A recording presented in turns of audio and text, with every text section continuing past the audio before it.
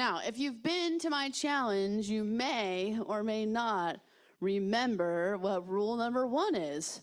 If you think you, Aline's like, pick me, I'm in the front row. I was gonna say, if you remember, you can drop it in the chat. Anyone remember what Summer says is rule number 1 of speaking? Aline? Don't be boring. Don't be boring. Yes, don't be boring. Rule number 1 of speaking, according to Summer Dey, is don't be boring. I don't know if I've read it in a book anywhere, but that's what I decided it was. Because how many of you have seen boring speakers? Anyone? It's the worst, especially when you're like me and Amy, and we have to sit in the front row, and we get there early, and we're like right here, and then they're boring. You're like, oh no. If I get up to use the restroom, everyone will notice. What am I gonna do? And you're like, if I take out my phone, it'll look really rude if I'm on my phone the whole time. Why did I sit in the front? Don't be boring. Don't be boring. Number 1. I told Devin, will you take that photo for me? Because I want that photo of Devin next time. Challenge accepted. Do not be boring. In other words, enthusiasm in roles. You hear me say all the time, I want you when you hit a stage to be your enthusiastic version of yourself. That doesn't mean you get up here and pretend to be me or pretend to be Devin or pretend to be Elizabeth, but you are wanting to be your enthusiastic version of yourself. And Elizabeth was sharing to you about the size of stages. When we take our accelerator clients and we put them on a stage that can have 5,000 people and it's huge and it's raised way up in the air, the level of enthusiasm that's required from them is even greater than in a room like this. I always say this, she with the most enthusiasm in roles. Enthusiasm is very contagious if it's authentic. My microphone just got really loud. I'm only gonna get louder, so tune me down just a little bit, thanks.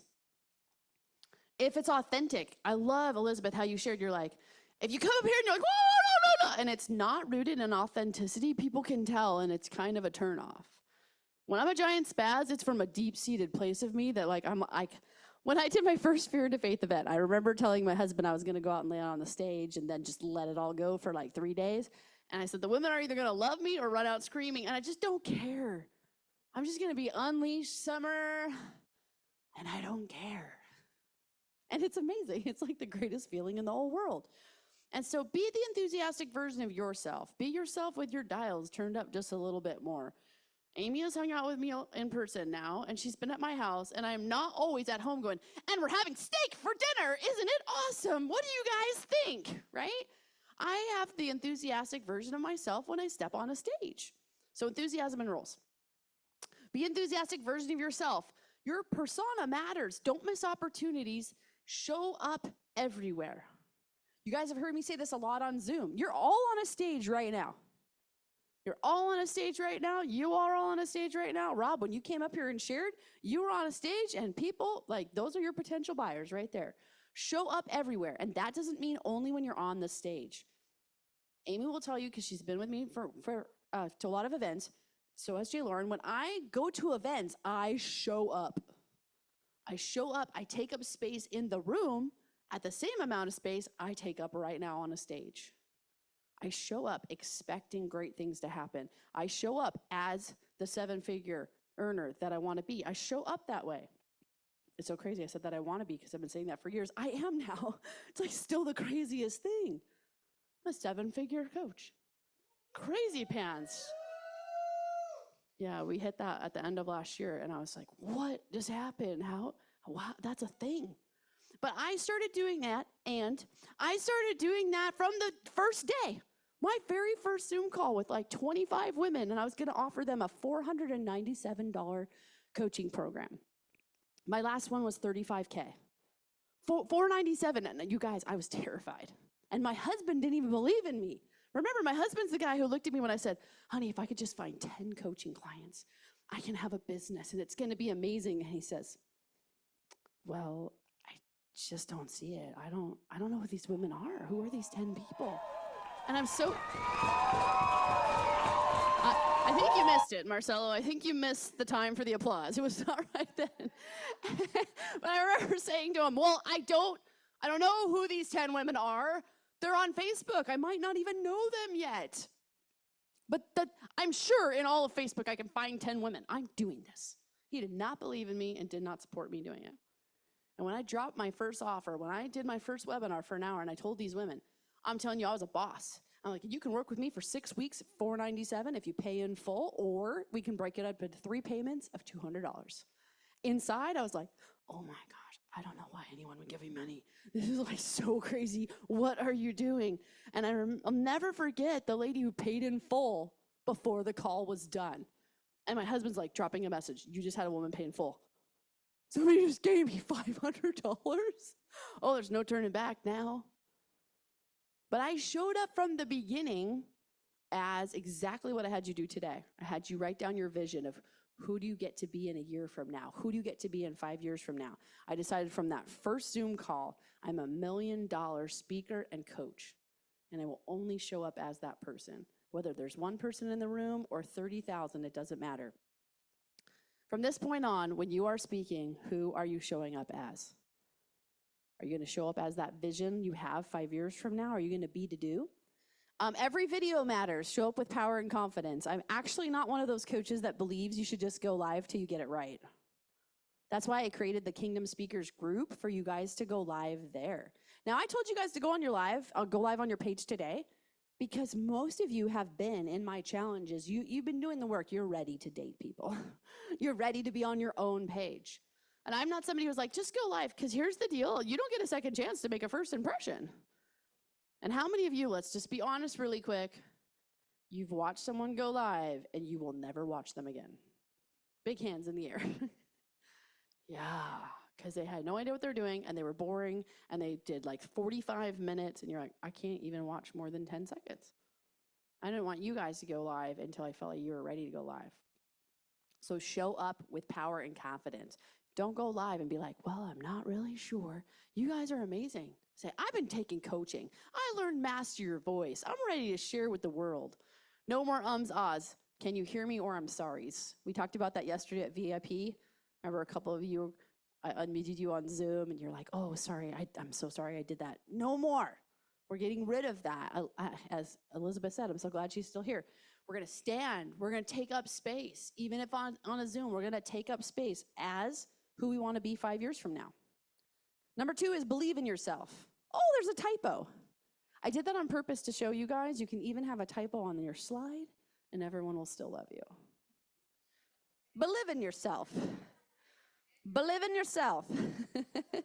Oh, and the next one's correct. And believe in your message. The most important thing is that they believe that you believe it. The most important thing in your message is that the audience believes that you believe it. It's not as important that they actually believe what you're saying. It's more important that they believe that you are convicted in your message. So believe in it. Number 3, you have to be to do. You're going to keep hearing me say that until it's drilled in your head. You're going to hear me in your sleep. You're going to wake up and you have to be to do. What are you going to be to do today? Number 4 is don't be a clone. I did that one fast. You have to be to do was number 3. Don't be a clone. Be you. Don't try to be Tony Robbins or Eric Skeldon. I don't know why I just said Eric Skeldon. I meant Eric Thomas. Hi, Eric. Be you. Yeah, be you. Be the enthusiastic version of yourself. Don't be like anyone else. It's like how we were just talking to Bethany. Like, what the world would say as a weakness is going to be her superpower. So powerful. Now, number 5 is get serious about your dream. What's that saying where they say, do you know where you can find the most dreams? It's in the cemetery. Most people, I'm talking like 90% of this world, go to their grave with their dreams still inside of them. You are not like most people. That's why you're here.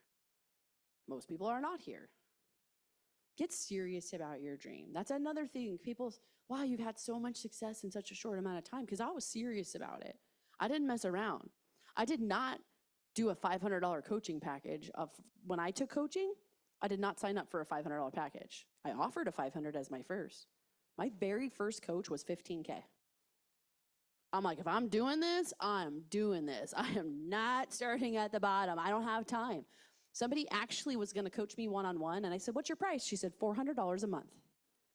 And I went, nope, not the coach for me, because I live in LA. And a good therapist is $250 an hour. So if you're $100 an hour, you can't be very good. And I thought her program looked amazing. I chose not to coach with her because I thought there's not enough value here. So either there's not enough value or she doesn't value herself, and either way, that doesn't work for me. So you guys got to get serious about your dream. And that will mean you have to invest. You have to invest your time, you have to invest your resources, you have to invest your finances if this is your dream, and not let anything get in the way. And I really want you to create a speaker business. And tomorrow and the next day, we're gonna go into a lot more stuff about creating a speaker business. Because here's the deal. I got in the top 150 for the Great American Speak Off with Mr. Jay Lauren, and then I got down into the 30, and then I got down into the 12, and then I didn't make getting into the finals by 1. Essentially got in 5th place out of 70,000 people. Crazy pants. And right after that, I did a summit where I was looking for speakers. So I had an application. I had like 150 plus people apply to be speakers on my summit. And I was shocked because a lot of the people that were semifinalists, you know me, I met everyone. I got everyone's contact, everyone's number. So many of them were applying to be speakers on my summit. And I, by the grace of God, got Pat Quinn on my summit. I got Coach Tam, who's like a 9-figure earner, on my summit. I got Marley Jacks on my summit. I had an incredible lineup for my first summit. And so speaking on that stage was like a big deal. So many of these people applied, and if you don't know about summits, you're gonna learn about them by Danny Gopere in a couple days. A lot of times, if you're looking to fill spots, it's because you want to grow your email list. So you want people in your summit who have a big email list that they will agree to market to. And so I asked the question, how many people are on your email list? And get this, you guys, of those people that were in the semifinals, 150 semifinalists, I was shocked at how many of them had been speaking for 10, 20, even 30 years, and they did not have an email list bigger than like 500. Tons of them. And I was like, wait a second. How can you speak for 10, 20 years and you don't have 500 emails? What are you doing? And then I realized that most speakers don't have a speaking business. And if you don't have a speaking business, you are at the whim of a speaking gig. And that means you're sitting waiting for the phone to ring and you're praying, oh my, if they would pay me just $1,000 to hit a stage. Later on, I'm gonna teach you guys how I made $64,000 in 60 seconds. Anybody wanna make that kind of money? Awesome, we just watched Megan Unsworth make 1.2 million in 2 days. Anyone wanna make that kind of money? The way that people make that kind of money is because they have a speaking business. They have what I call the A to Z speaker through line. So we're gonna talk about that, but it is time. If you wanna be serious about your dream and you wanna be set apart as a speaker in a world where everyone and their mother says they're a speaker now, you gotta create a speaking business. Speaking without a strategy is just talk, and talk is cheap. Speaking without a strategy. So we're gonna spend the next 2 days giving you a strategy for speaking. So laser into that.